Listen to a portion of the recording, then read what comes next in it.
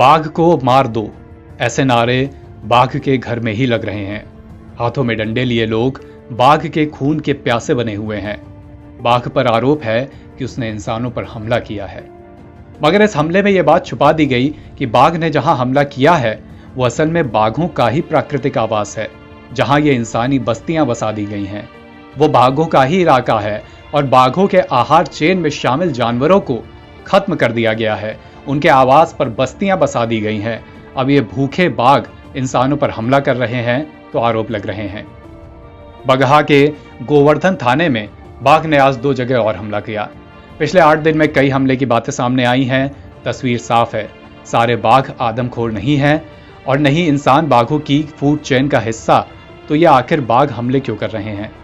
बगहा में बाघ को आदमखोर घोषित कर दिया गया है और उसे मारने का फरमान जारी किया जा रहा है।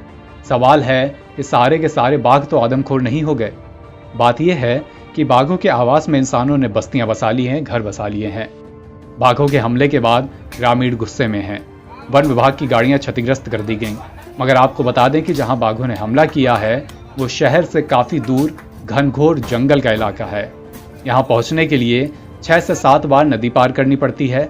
इंसानों की बढ़ती आबादी अब अपने राष्ट्रीय पशु के लिए जिंदा रहने की जमीन भी नहीं छोड़ना चाहती है। आरोप है कि बाघ आदमखोर हो गया है।